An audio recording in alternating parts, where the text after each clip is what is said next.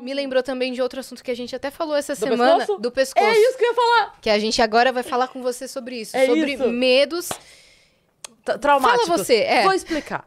Eu não consigo usar nada no pescoço. Sabe aquelas golas cacharel, correntinha, aqueles negócios. Tem uma menina, eu não sei o nome dela agora, tem uma menina que faz um conteúdo que eu acho super legal na internet. Eu não consigo seguir o conteúdo dela, porque ela tem uma tatuagem de borboleta no pescoço. De olhar, olha, veja isso, não é no meu, é no dela. Mas de olhar, me arrepia. Eu passo uma, dá a sensação de montanha-russa. Aqui assim. Ó. Me dá a sensação física de montanha-russa. Isso, falta de ar. É. Parece que eu tô assim. E aí, uma vez, eu nasci, eu quase não nasci. Eu nasci com o cordão umbilical amarrado, sufocada, roxa, quase morri. Minha mãe conta isso. E eu falava isso pra Yas, né? Eu comentei com ela algumas vezes. Eu acho que é por isso, é a única coisa tal. Mas enfim, tal. Aí outro dia, continua. Aí outro dia uma pessoa, que eu não lembro quem foi, me relatou a mesma coisa. Ai, tá, porque eu não gosto de nada no pescoço, sabe? Porque me incomoda. Daí eu falei assim, como que foi o seu nascimento? Ah, eu nasci com cordão umbilical enrolado no pescoço. Eu falei, caramba, a Cris que trabalha comigo também. Será que é daí? Olha, eu não sei se eu sou a pessoa certa para responder isso, porque eu sou um pouco racionalista demais. Eu tendo a achar que esses traumas neonatais, eles são de difícil fixação, porque a memória, no final das contas, ela precisa de uma fisicalidade para se estender na vida da gente. E as áreas do cérebro que geram essas memórias, elas ainda não estão desenvolvidas nessa época. Na verdade, é muito difícil encontrar pessoas que lembram de qualquer coisa antes dos 3 anos de idade. Eu acho até que uma sensação ou outra pode permanecer, tá? Até porque a gente vem entendendo a memória de maneiras diferentes hoje em dia. Assim, e sempre quando a gente fala diferente em neurociências, quer dizer de maneira mais estendida. Então, ok. Mas eu não sei bem se esse nível de literalidade, sabe assim, o fenômeno foi desse tipo, logo eu sinto esse tipo de aflição. É o caminho mais canônico, mais simples para entender. Talvez um outro seja assim. Pessoas que... esse outro é mais sem graça, tá? Mas talvez ele seja bom. Pessoas que não gostam de nada no pescoço também têm mais sensibilidade para lembrar quando seus pais falam que elas nasceram com o cordão umbilical enrolado no pescoço. Porque a taxa de gente que nasce assim é gigantesca. Quantas cesáreas são feitas por esta razão e assim por diante, né? Óbvio. Então, a gente está falando de um fenômeno super comum. Talvez as pessoas que tenham aflição tenham mais sensibilidade a isso. Tenham mais sensibilidade às tatuagens dos outros no pescoço. E assim por diante. Você entende o ponto? Então, é engraçado, né? Porque você fala, poxa, mas inverteu a minha lógica completamente. Ela não parte de uma base causal fenomênica, não é um fenômeno que acontece comigo. É o contrário. Porque você tem esse traço, você começa a olhar e perceber e fazer, né, isso, assim, um direcionamento a um viés atencional em direção às coisas que estão alinhadas àquilo que você pensa.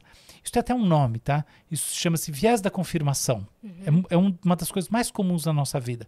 Você acha que determinadas pessoas são do tipo, são assim. Aí você começa a olhar e aí você vê que é verdade. Por quê? Porque sem perceber muito, você está seletivamente levantando os exemplos que confirmam sua tese. A história da pessoa que acha que tá grávida e começa só a ver grávida, só ver coisa de bebê. Né? Parece que todo mundo engravidou à volta dela, né? É isso. Na pandemia isso foi muito comum, né? Todo mundo tava com Covid ao nosso redor. Quem nunca... então... eu não, porque eu de novo, aquela minha história. Eu não fiquei medo nenhum. Mas a maior parte das pessoas, todo mundo, nossa, Covid pra tudo que é lado. Não, eu não sou nada negacionista, usei máscara, tomei todas as vacinas. Por sinal, eu comecei antes, porque eu fiz o trial lá na Unifesp. Então eu tomei vacina antes eu fui cobaia das vacinas da AstraZeneca. Então, nada a ver. Mas a propósito não estava lá. Você não ficou paranoico. Não. Você diz isso, você diz o sentimento de eu não medo. fiquei vendo gente com Covid para todo lado. Mas eu vi um monte de gente falando, nossa, aqui nessa sala todo mundo tossindo. Ai, meu Deus. Eu falo, não tá. Tem a taxa de tosse normal no meu entendimento, entende? Então é isso. Mas fecha esse parênteses. Existe de fato, então, reside a questão, porque muita gente tem aflição no pescoço. A gente pode abrir pra galera que tá assistindo a gente comentar no vídeo. Claro. Se você tem aflição no pescoço e também nasceu com o cordão umbilical e também tem aflição no pescoço alheio. Isso é muito legal. Tipo assim, a sua gola, eu já fico assim, vontade de puxar. É mesmo? A minha gola é essa. Assim, eu nem tinha percebido. E não tá tão, né? Não, mas assim, e eu acho a coisa mais linda a pessoa que coloca a golinha aqui assim. Eu adoro. Fica lindo, sabe? Eu não consigo. Agora, por que será, então, que você tem aflição no pescoço? Deixa eu te fazer uma pergunta. Você respira bem? Sim, ok. Eu fiz a cirurgia de desvio de septo. Você respirava bem antes? Normal, eu não sinto antes. diferença. Você fez, provavelmente você tinha adenoide, carne esponjosa, tudo isso, certo? Então, sim, mas eu não senti diferença de antes e depois da cirurgia, porque eu fiz, na verdade, a rinoplastia, como fala, estética. Ah, tá bom. E aí corrigiu o interno, mas a questão da respiração pra mim continua igual. Tá, nunca foi uma questão pra você. Então, não. Mas não foi essa a questão, tá bom. Não. Você achou que ela teria falta de ar? Eu tendo a achar que o lance do pescoço está muito ligado à experiência de estar sufocado, sufocada, a coisa de estar sem ar. Porque pessoas claustrofóbicas, né, geralmente vêm de um trauma que ficaram por algum momento sufocadas, né? Não necessariamente, né? Mas sim, essa é uma das causas enfim, desse tipo de sintoma. Mas tem gente que tem claustrofobia sem nunca ter tido nada de base, nenhum fenômeno de base, não há nada, nenhuma causa precipitante identificável. É muito mais a manifestação aí da fobia e ponto final, entendeu? De repente é uma fobia.